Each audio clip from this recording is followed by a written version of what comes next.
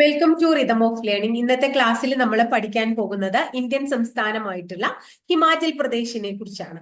അപ്പൊ സംസ്ഥാനങ്ങളൊക്കെ പഠിക്കുമ്പോൾ നമുക്കറിയാം ചരിത്രം, അതുപോലെ തന്നെ ഫാക്ട്സുമായിട്ട് റിലേറ്റഡ് ആയിട്ടുള്ള കാര്യങ്ങളൊക്കെ നമ്മൾ വേറെ ടോപ്പിക് വൈസ് പഠിക്കുന്നുണ്ട്. അപ്പൊ അതിലൊന്നും പഠിക്കാത്ത കാര്യങ്ങൾ അല്ലെങ്കിൽ പറയാത്ത കാര്യങ്ങളാണ് സംസ്ഥാനങ്ങൾ എന്ന ഈ ഒരു ടോപ്പിക്കിനുള്ളിൽ നമുക്ക് ഉൾപ്പെടുത്താൻ കഴിയുക. അല്ലെങ്കിൽ ക്ലാസ് കുറച്ച് നീണ്ടു പോവുകയും നിങ്ങൾക്ക് ബോറടിക്കുകയും ചെയ്യും കേട്ടോ.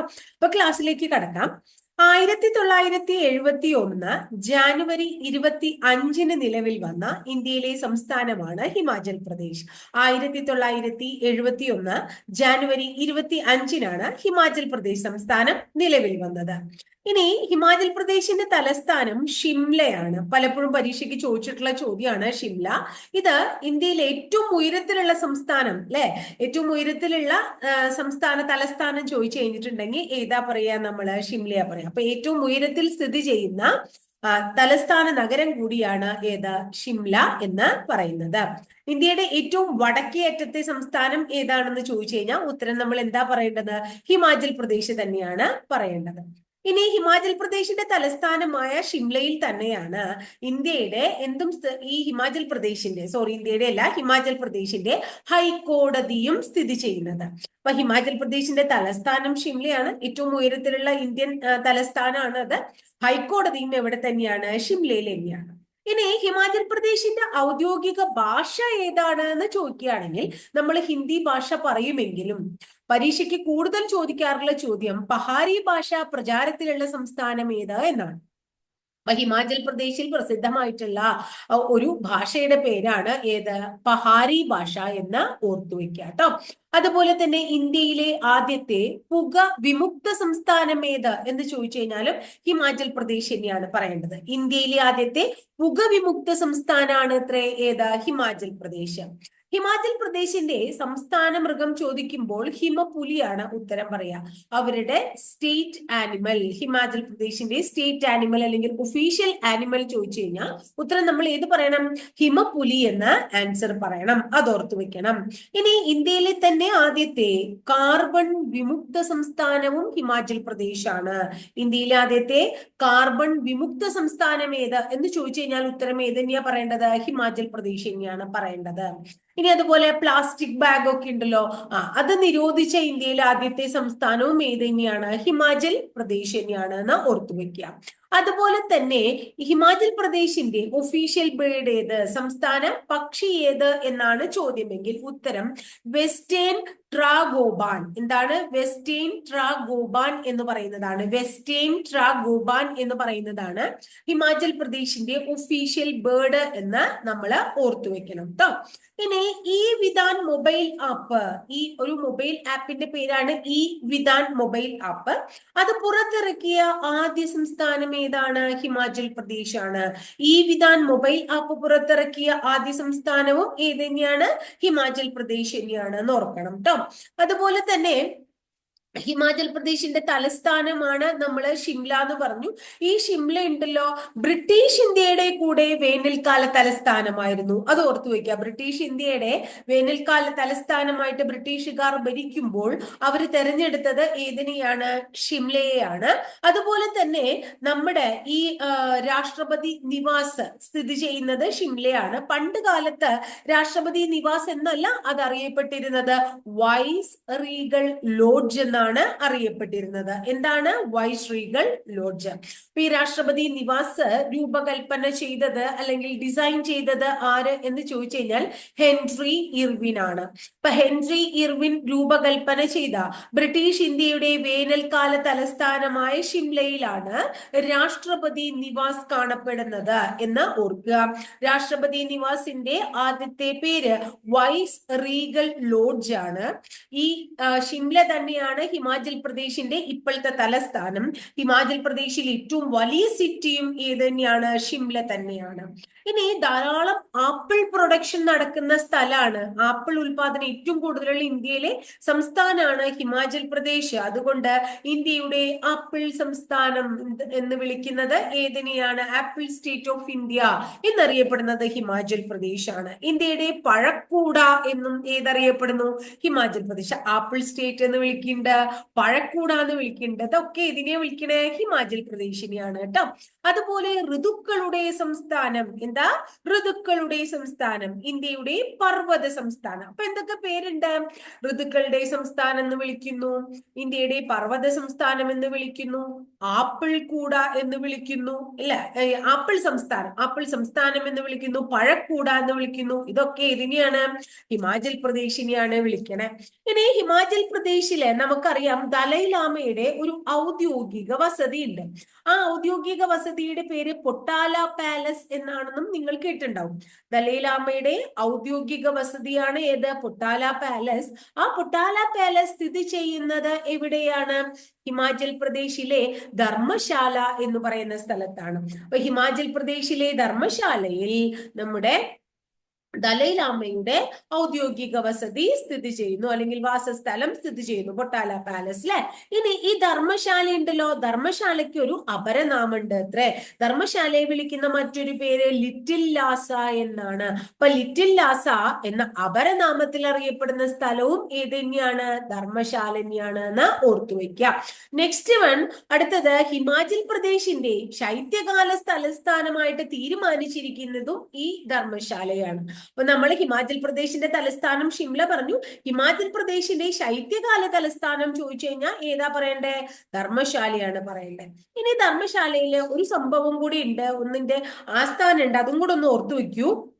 Central Tibetan administration, headquarters of central Tibetan administration സ്ഥിതി ചെയ്യുന്നത് ധർമ്മശാലയിലാണ്. Headquarters of central Tibetan administration എവിടെയാണ്? ധർമ്മശാലയിലാണ് കേട്ടോ. ഇനി അടുത്തത് കേന്ദ്ര ഉരുളക്കിഴങ്ങ് ഗവേഷണ കേന്ദ്രം, സെൻട്രൽ പൊട്ടാറ്റോ റിസർച്ച് സെന്റർ എവിടെ സ്ഥിതി ചെയ്യുന്നു? ഷിംലയിലാണ് സ്ഥിതി ചെയ്യുന്നത്. കേന്ദ്ര ഉരുളക്കിഴങ്ങ് ഗവേഷണ കേന്ദ്രം ഷിംലയിലാണ്. അതുപോലെ ഇന്ത്യയിലെ ആദ്യത്തെ ഓട്ടോമാറ്റിക് ടെലിഫോൺ എക്സ്ചേഞ്ചും ഹിമാചൽ പ്രദേശിന്റെ തലസ്ഥാനമായ ഷിംലയിൽ കാണുന്നു. അപ്പൊ കേന്ദ്ര ഉരുളക്കിഴങ്ങ് ഗവേഷണ കേന്ദ്രം ഷിംലയിലാണ്. ഇന്ത്യയിലെ ആദ്യത്തെ ഓട്ടോമാറ്റിക് ടെലിഫോൺ എക്സ്ചേഞ്ചും ഹിമാചൽ പ്രദേശിലെ ഷിംലയിലാണ്. അതുപോലെ ഒരു കാര്യം കൂടിയുണ്ട്, Asian national ice skating rink ഉള്ള ഏക സ്ഥലമാണ് ഏത്? ഷിംല. ഏഷ്യയില് നാഷണൽ ഐസ് സ്കേറ്റിംഗ് റിംഗ് ഉള്ള ഏക സ്ഥലമാണ് ഏത്? ഷിംല. അപ്പൊ ഉരുളക്കിഴങ്ങ് ഗവേഷണ കേന്ദ്രം ഷിംല, ആദ്യത്തെ ഓട്ടോമാറ്റഡ് ടെലിഫോൺ എക്സ്ചേഞ്ച് സ്ഥിതി ചെയ്യുന്നത് ഷിംല, ഏഷ്യയിലെ തന്നെ നാഷണൽ ഐസ് സ്കേറ്റിംഗ് റിംഗ് സ്ഥിതി ചെയ്യുന്നതും എവിടെ തന്നെയാണ്? ഷിംലയിൽ തന്നെയാണ്. ഇനി അടുത്തത് വളരെ പ്രശസ്തമായിട്ടുള്ള ഒരു സ്ഥലമാണ് മാണ്ഡി എന്ന് പറയുന്നത്. ഹിമാചൽ പ്രദേശിലെ ഒരു സ്ഥലമാണ് മാണ്ഡി. കല്ലുപ്പിനൊക്കെ വളരെ പ്രസിദ്ധമായിട്ടുള്ള സ്ഥലമാണ് ഇത്ര ഏത്? മാണ്ഡി. ഈ മാണ്ഡി ഏത് നദീ തീരത്താണ് എന്ന് ചോദിച്ചാൽ ബിയാസ് എന്ന് പറയുന്ന നദിയുടെ തീരത്താ സ്ഥിതി ചെയ്യണേ. അപ്പൊ മാണ്ഡി ജില്ല, മാണ്ഡി എന്ന് പറഞ്ഞൊരു ജില്ല തന്നെയുണ്ട്, അത് സ്ഥിതി ചെയ്യുന്നത് ബിയാസ് നദിയുടെ തീരത്താണ്.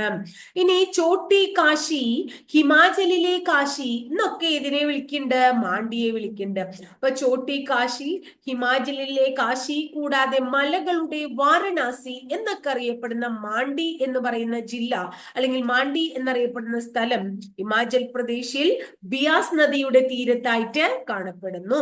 അപ്പൊ ചോട്ടി കാശി, മലകളിലെ വാരണാസി, ഹിമാചലിലെ കാശി എന്നൊക്കെ വിളിക്കുന്നത് മാണ്ഡി എന്ന് പറയുന്ന ഒരു പ്രദേശമാണ്. മാണ്ഡി ഒരു ജില്ല കൂടിയാണ്, ഹിമാചൽ പ്രദേശിലെ ജില്ലയാണ് എന്ന് ഓർക്കുക കേട്ടോ.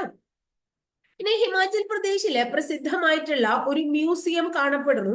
ആ മ്യൂസിയത്തിന്റെ പേര് ബുരി സിംഗ് മ്യൂസിയം എന്നാണ്. അപ്പൊ ബുരി സിംഗ് മ്യൂസിയം സ്ഥിതി ചെയ്യുന്നത് എവിടെയാണ്? ഹിമാചൽ പ്രദേശിലാണ്.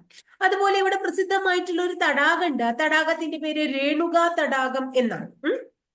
അപ്പൊ രേണുക തടാകം സ്ഥിതി ചെയ്യുന്നത് എവിടെയാണ്? ഹിമാചൽ പ്രദേശിലാണ്. ഇനി ഹിമാചൽ പ്രദേശിലെ പ്രശസ്തമായിട്ടുള്ള ഒരു ഭൂഗർഭ ജല വൈദ്യുത പദ്ധതിയുടെ പേരെന്തെന്ന് ചോദിച്ചു കഴിഞ്ഞാൽ നാപ്ത ചാക്രി പവർ പ്രോജക്റ്റ് എന്നാണ്. തിരിച്ചും ചോദിക്കാം, നാപ്ത ചാക്രി പവർ പ്രോജക്റ്റ് സ്ഥിതി ചെയ്യുന്നത് എവിടെയാണ്? ഇന്ത്യയിലെ ഏറ്റവും വലിയ ഭൂഗർഭ ജലവൈദ്യുത പദ്ധതി കൂടിയാണ് അത്. സ്ഥിതി ചെയ്യുന്നത് ഹിമാചൽ പ്രദേശിലാണ്. പ്രോജക്റ്റിന്റെ പേര് നാപ്ത ചാക്രി പവർ പ്രോജക്റ്റ്. ഇന്ത്യയിലെ ഏറ്റവും വലിയ ഭൂഗർഭ ജലവൈദ്യുത പദ്ധതി നാപ്ത ചാക്രി എവിടെ? ഹിമാചലില് അല്ലെ ഏത് നദിയില്? സത്ലജ് നദിയിലായി കാണപ്പെടുന്നു. ഏത് നദിയിലാണ്? സത്ലജ് നദിയിലാണ് എന്നും ഓർത്തു വെക്കണം. അതുപോലെ തന്നെ ഇവിടെ മണികരൺ ജിയോ തെർമൽ പവർ പ്രോജക്റ്റ് ഉണ്ട്. എവിടെ? ഹിമാചൽ പ്രദേശിൽ. അപ്പോ മണികരൺ എന്ന ജിയോ തെർമൽ പ്രോജക്റ്റ് എവിടെയാണ്? ഹിമാചൽ പ്രദേശിലാണ്. ഗിരി എന്ന് പറയുന്ന ഒരു ജലസേചന പദ്ധതിയും ഹിമാചൽ പ്രദേശിലാണ്. അപ്പൊ ഗിരി എന്ന ജലസേചന പദ്ധതി, മണികരൺ എന്ന ജിയോ തെർമൽ പ്രോജക്റ്റ്, നാപ്ത ചാക്രി എന്ന് പറയുന്ന പവർ പ്രോജക്റ്റ് ഒക്കെ ഹിമാചൽ പ്രദേശിലാണ്. നാപ്ത ചാക്രി ഇന്ത്യയിലെ തന്നെ ഏറ്റവും വലിയ ഭൂഗർഭ ജലവൈദ്യുത പദ്ധതിയാണ് എന്നും കൂടി ഓർക്കുക. ഇനി നമ്മള് വളരെ പ്രസിദ്ധമായിട്ടുള്ള ചുരങ്ങളെ കുറിച്ച് കേട്ടിട്ടുണ്ട്. ചുരങ്ങൾ ഒരു ക്ലാസ് തന്നെ നമ്മൾ അപ്ലോഡ് ചെയ്തിട്ടുണ്ട്. അപ്പൊ ചുരങ്ങളെ കുറിച്ച് ചോദിക്കുമ്പോൾ റോഹ്തങ് ചുരം അല്ലെങ്കിൽ ഷിപ്കില ചുരം ഇതൊക്കെ എവിടെയാണ് എന്ന് ചോദിച്ചു കഴിഞ്ഞാൽ ഹിമാചൽ പ്രദേശിലാണ്. അപ്പൊ ഷിപ്കില ചുരം ഹിമാചൽ പ്രദേശിലാണ്. റോഹ്താങ് എന്ന് പറയുന്ന ചുരം ഹിമാചൽ പ്രദേശിലാണ്. ഇനി ഹിമാചൽ പ്രദേശിലെ ചുരങ്ങളെ പോലെ തന്നെ അവിടുത്തെ സുഖവാസ കേന്ദ്രങ്ങളും പ്രസിദ്ധമാണ്. അതിൽ വളരെ പ്രസിദ്ധമായിട്ടുള്ള ഒരു സുഖവാസ കേന്ദ്രമാണ് മണാലി.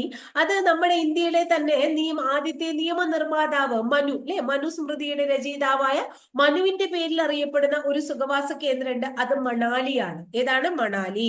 കൂടാതെ ഏതൊക്കെയാണ്? ഷിംല, ഡൽഹൌസി, മണാലി, കുളു ഇതൊക്കെ തന്നെ എവിടുത്തെ സുഖവാസ കേന്ദ്രങ്ങളാണ്?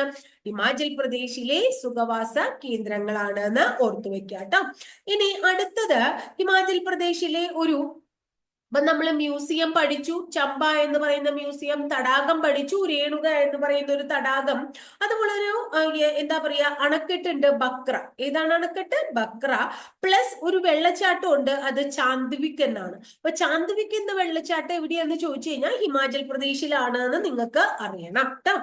ഇനി നമ്മള് പഹാരി ഭാഷയെ കുറിച്ച് പറഞ്ഞു. ഇവരുടെ ഒഫീഷ്യൽ ലാംഗ്വേജ് എന്താന്ന് പറഞ്ഞു? ഹിന്ദിയാണ്. പ്ലസ് പഹാരി എന്ന് പറയുന്ന ഭാഷയുണ്ട്. അതുപോലെ തന്നെ ഇവിടുത്തെ നൃത്തരൂപങ്ങൾ ചോദിക്കാം. ഭാഷ പോലെ തന്നെ ചോദിക്കാൻ പറ്റിയതാണ് നൃത്തരൂപങ്ങള്. ഇപ്പൊ ട്രാൻഡ്രാസ്, എന്താണ്? ട്രാൻഡ്രാസ് എന്ന് പറയുന്ന ഒരു നൃത്തരൂപം. നത്തി, തായാണ് കേട്ടോ, തറയുടെ താ. നത്തി എന്ന് പറയുന്ന ഒരു നൃത്തരൂപം. തോഡ എന്ന നൃത്തരൂപം. അപ്പൊ തോഡ, നത്തി, ട്രാൻഡാസ് എന്നീ നൃത്തരൂപങ്ങളൊക്കെ എവിടെയാ കാണുന്നത്? ഹിമാചൽ പ്രദേശിലാണ്. ഇനി നമ്മൾ പറഞ്ഞില്ലേ ഹിമാചൽ പ്രദേശിലെ പ്രസിദ്ധമായിട്ടുള്ള കുളു, ഷിംല, മണാലി ഇതൊക്കെ ഡൽഹൌസി ഒക്കെ സുഖവാസ കേന്ദ്രങ്ങളാണ്. അതിലാ കുളു ഉണ്ടല്ലോ, കുളുവിനെ ദൈവങ്ങളുടെ താഴ്വരയാണ് എന്ന് വിളിക്കും. അപ്പൊ ദൈവങ്ങളുടെ താഴ്വര എന്നറിയപ്പെടുന്ന ഹിമാചൽ പ്രദേശിലെ സുഖവാസ കേന്ദ്രം ഏതാണ്? കുളു. ഈ കുളു താഴ്വരയിലൂടെ ഒരു നദി ഒഴുകുന്നുണ്ട്. ആ നദിയുടെ പേരാണ് ബിയാസ് നദി. അപ്പോ കുളു താഴ്വരയിലൂടെ ഒഴുകുന്ന നദി ഏത് ചോദിക്കാം. ഏതാണ്? ബിയാസ് നദിയാണ് കേട്ടോ, അത് ഓർത്തു വയ്ക്കാം. ഇനി അടുത്തത് ഗച്ചിയാർ എന്ന് പറയുന്ന ഒരു സ്ഥലമുണ്ട് ഹിമാചൽ പ്രദേശിൽ. എന്താണ്? ഗച്ചിയാർ എന്നാണ് സ്ഥലം. അതിനെ ഇന്ത്യയുടെ മിനി സ്വിറ്റ്സർലൻഡ് എന്ന് വിളിക്കുന്നു. അപ്പൊ ഇന്ത്യയുടെ മിനി സ്വിറ്റ്സർലൻഡ് എന്നറിയപ്പെടുന്ന ഗച്ചിയാർ എന്ന് പറയുന്ന പ്ലേസ് എവിടെയാ കാണുന്നേ? നമ്മുടെ ഹിമാചൽ പ്രദേശിലാണ്.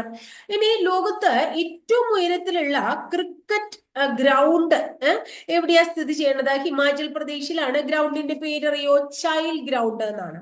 ചൈൽ കേട്ടോ. അപ്പൊ ചൈൽ എന്ന് പറയുന്ന ക്രിക്കറ്റ് ഗ്രൗണ്ട് ഹിമാചൽ പ്രദേശിലാണ്. ലോകത്തെ തന്നെ ഏറ്റവും ഉയരത്തിലുള്ള ക്രിക്കറ്റ് ഗ്രൗണ്ട് ആണത്. അതുപോലെ ഇവിടുത്തെ പ്രധാനപ്പെട്ട ഒരു റെയിൽവേ പാതയാണ് ഹിമാചൽ പ്രദേശിലെ കൽക്ക ഷിംല എന്ന് പറയുന്ന ഒരു റെയിൽവേ പാത.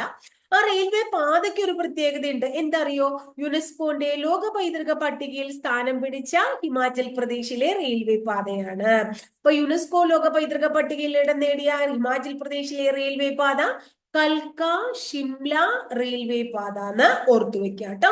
ഇനി ഇന്ത്യയില് ഏറ്റവും ഉയരത്തിലുള്ള പോസ്റ്റ് ഓഫീസ്, നമ്മൾ ഉയരത്തിലുള്ള തലസ്ഥാനം പറഞ്ഞു ഷിംല അല്ലെ, അതിൽ ഉയരത്തിലുള്ള പോസ്റ്റ് ഓഫീസ് ഹിക്കിമിലാണ്. ഹിമാചൽ പ്രദേശിലെ ഹിക്കിമാണ് കേട്ടോ.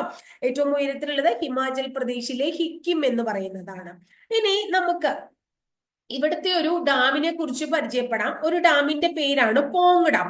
പോങ് ഡാം എന്നല്ല, മഹാറാണ പ്രതാപ് സാഗർ ഡാം എന്ന് കണ്ടു കഴിഞ്ഞാലും ഒന്നാന്ന് മനസ്സിലാക്കുക. അപ്പൊ പോങ് ഡാമിന്റെ മറ്റൊരു പേരാണ് മഹാറാണ പ്രതാപ് സാഗർ ഡാം, അല്ലെങ്കിൽ മഹാറാണ പ്രതാപ് സാഗിന്റെ വേറൊരു പേരാണ് പോങ് ഡാം. അത് ഓർക്കുക. അത് ബിയാസ് നദിയിലാണ്, ഹിമാചൽ പ്രദേശില്. അപ്പൊ ഇതിവിടെ പറയാൻ കാരണം അതൊരു ഡാമാണ്. പോങ് ഡാം വന്യജീവി സങ്കേതം സ്ഥിതി ചെയ്യുന്നുണ്ട്. പോങ് ഡാം എന്ന് പറഞ്ഞിട്ടൊരു വന്യജീവി സങ്കേതവും ഇവിടെ ഉണ്ട്. അവിടുത്തെ ഒരു അത്ര കറണ്ട് എന്ന് പറയാൻ പറ്റില്ല. 2021 ആയിരക്കണക്കിന് ദേശാടന പക്ഷികൾ അവിടെ ചത്തു വീഴുകയുണ്ടായി. അപ്പൊ ആയിരക്കണക്കിന് ദേശാടന പക്ഷികൾ ചത്തു വീണ പോങ് ഡാം വന്യജീവി സങ്കേതം സ്ഥിതി ചെയ്യുന്ന ഇന്ത്യൻ സംസ്ഥാനം ഏത് എന്നൊക്കെ ചോദിക്കാം. അങ്ങനെ ചോദിച്ചു കഴിഞ്ഞാൽ നമ്മൾ എവിടെ പറയണ്ടേ? ഹിമാചൽ പ്രദേശാ പറയണ്ടേ. പോങ് ഡാം എന്ന് പറഞ്ഞ വന്യജീവി സങ്കേതം ഉണ്ട്. ഇനി റാണ പ്രതാപ് സാഗർ ഡാം എന്ന് പറഞ്ഞാലും പോങ് ഡാം എന്ന് പറഞ്ഞാലും ഒന്ന് തന്നെയാണ്. അത് ബിയാസ് നദിയിലാണ് എന്ന് ഓർത്തുവെക്കുക കേട്ടോ. അപ്പൊ മഹാറാണ പ്രതാപ് സാഗർ ഡാം ട്ടാ, മഹാറാണ പ്രതാപ് സാഗർ ഡാം, അതാണ് ആ ഡാമിന്റെ പൂർണ്ണമായിട്ടുള്ള പേര് എന്ന് ഓർക്കാം. ഇനി കാസോൾ എന്ന് പറഞ്ഞിട്ടുള്ള ഒരു സ്ഥലം ഉണ്ട് ഇത്രേ ഹിമാചൽ പ്രദേശിലെ. കാസോൾ. എന്താ കാസോളിന്റെ പ്രത്യേകത അറിയോ? ഇതിനെ മിനി ഇസ്രായേൽ എന്നാ വിളിക്കണേ. എന്താ വിളിക്കണേ? Mini Israel. അപ്പൊ നമ്മള് മിനി ഷിംല എന്ന് വിളിക്കുന്ന ഒരു മിനി ഷിംല എന്നറിയപ്പെടുന്നത് സോളനാണ്. മിനി ഷിംല കേട്ടോ. മിനി ഷിംല മാത്രല്ല, mushroom city of India, mushroom city of India, mini Shimla എന്നീ പേരിൽ അറിയപ്പെടുന്ന സോളൻ എന്ന പ്രദേശവും മിനി ഇസ്രായേൽ എന്നറിയപ്പെടുന്ന കാസോൽ എന്ന പ്രദേശവും രണ്ടും എവിടെ തന്നെയാണ്?